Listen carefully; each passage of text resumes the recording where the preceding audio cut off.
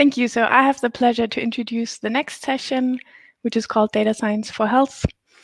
As Michael already just mentioned, right, this is our third online summit now, which basically means that we are dealing with the corona pandemic for over a year now. I think we're all maybe exhausted, but it is, of course, still a topic on our mind.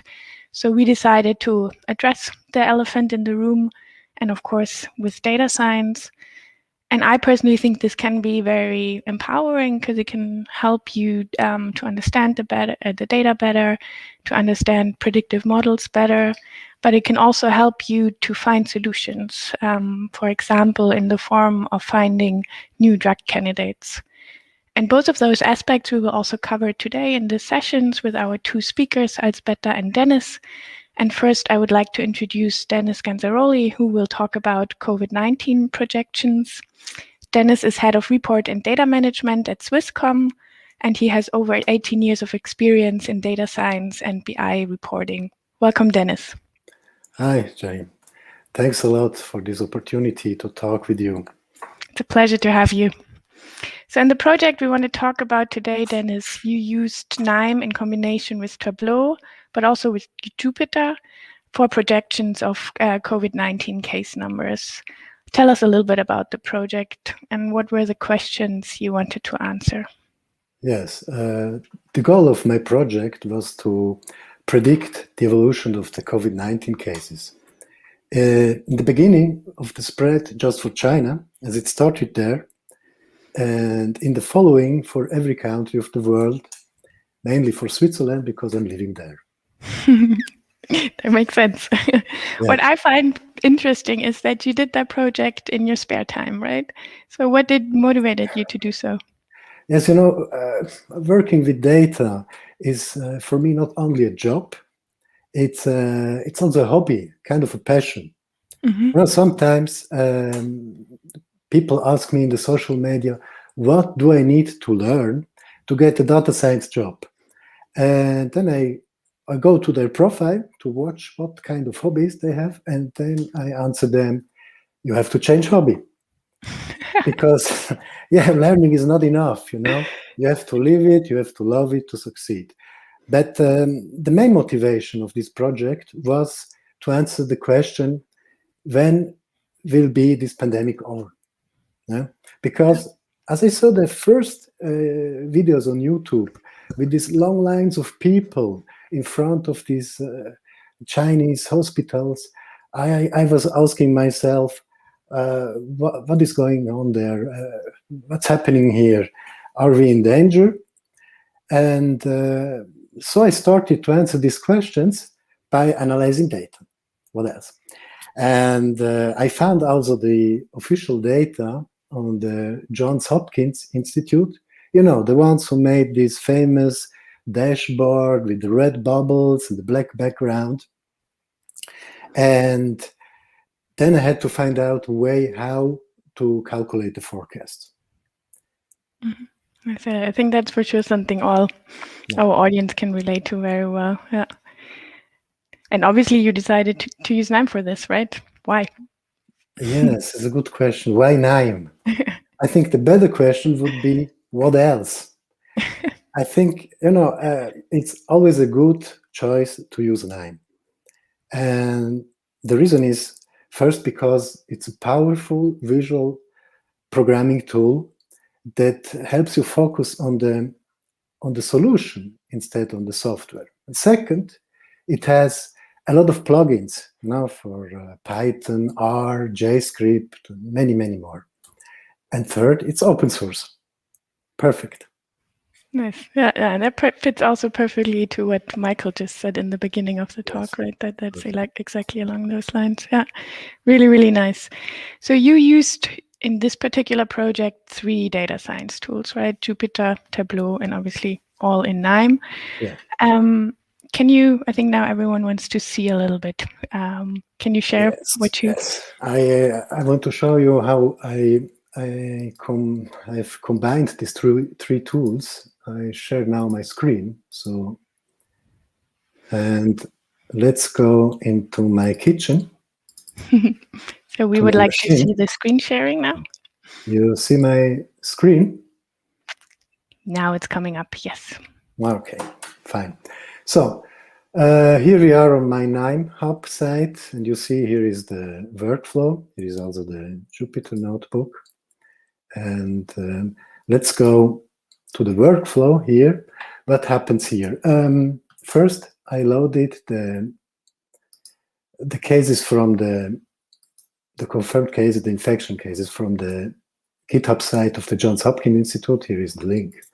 And then I joined them together with the dev and made some transformations. And after that, I write out a CSV file. So, and thereafter, I call the Jupyter notebook over this Python script here. No? And here happens the magic. And let's see what this Jupyter notebook does. It loads the data from the CSV files, and then here I'm fitting several logistic functions for every country of the world. But the method that I'm using here is, that's a special name, is called Loglet-analysis, and it helps when you have growth processes with several waves.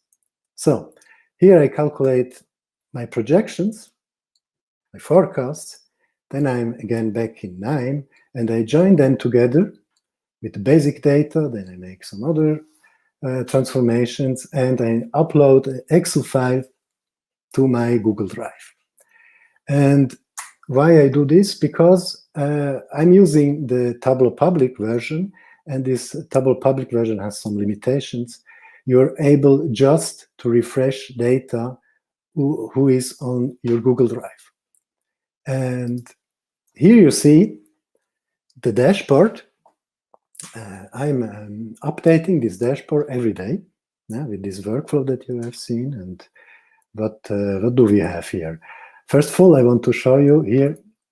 Here we can refresh the data, so we get every day fresh data, even if we are using Tableau public.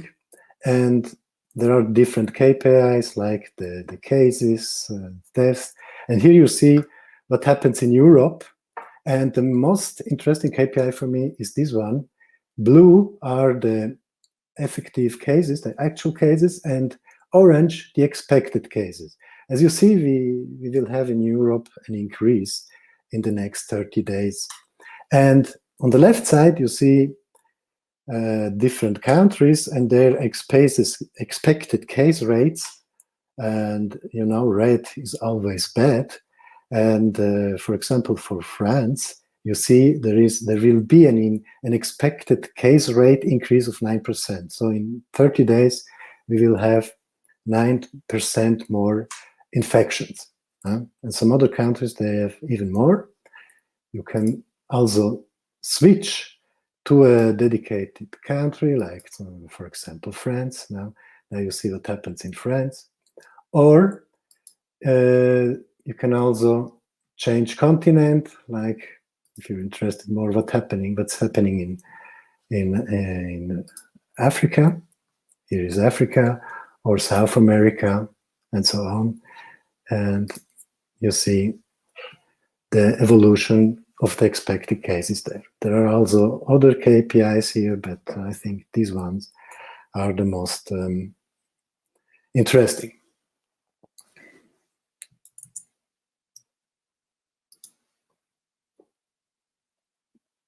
Do you still hear me? Yes, I do. I hope the audience hears me too. Very, very cool. What I particularly like, it's really a nice example of mixing and matching technology, and this is obviously one of the big strengths in Knime. Actually, this is also a setting that we're using for the every day in our work at Swisscom. Same setting with Knime and Tableau together. Perfect. Yeah, and we just saw it also a little bit in the talk before. Yes. I think that's really powerful. Yes. So now I think it's time to hand over to Anna, to Constance, and see if there are any questions from the audience. Oh yes, there's definitely questions from the audience. The first one is, there are two general questions I'm going to merge into one. Is, why are you using Loglet-analysis? And the second question is, how did you actually move and manipulate data from Jupyter to Knime? So how do you use both tools together? Yeah. First, to the loglet analysis. At the beginning of the spread, there was just one wave. No, so a logistic function was good enough to make the forecast. The evolution of a pandemic is like a growth process. So at the beginning, it's like an exponential curve. Well, it's going up. Then it's changing to a sigmoidal curve, and it's more easy to. The logistic regression is the ideal fit for such a process. But then, when several waves follow, I had to change my approach, and I found out that the Rockefeller University had already used in the late 90s a method, so-called Loglet-analysis, to forecast the evolution of multiple overlapping logistic functions, also called wavelets. And I want to share again my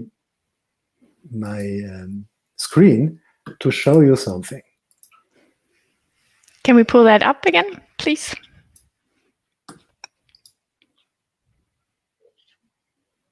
Excellent. You see my screen? Yes. So let's take, for example, this curve here. It's quite complicated to fit a curve like this, but it could be, for example, the evolution of the COVID-19 cases on several waves. That's why it's looking like this. If you decompose such a function, you get two different so-called wavelets, and these wavelets are more easy to fit. And at the end, if you put everything together, you get a very good fit for this curve here, but not only. You can also make a very good forecast. And I want to show you how good this forecast could be. I have here, for example, a tweet that I posted on Twitter for the expected cases in Thailand on the 28th of January. As you see, I forecasted in 28th of January that the expected cases would increase very sharp, and then it would stop. We would reach a kind of top of plateau. And a month later, this happened. It happened more or less the same as the model predicted. So I posted this tweet again, another tweet about this topic, and yes, it's. I think it's a very good method for such processes with several waves, like for a pandemic. Very cool. Yeah, thank you.